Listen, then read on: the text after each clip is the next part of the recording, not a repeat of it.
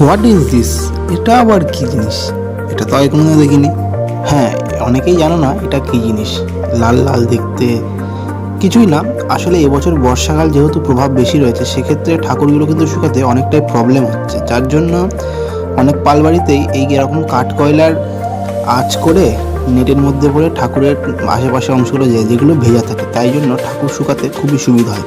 এবং এইগুলি কিন্তু বহুত পুরনো পদ্ধতি, যার প্রচলন কিন্তু এখনও আছে। What is this? এটা আবার কি জিনিস? এটা তো আগে কোনোদিনও দেখিনি। হ্যাঁ, অনেকেই জানো না এটা কি জিনিস।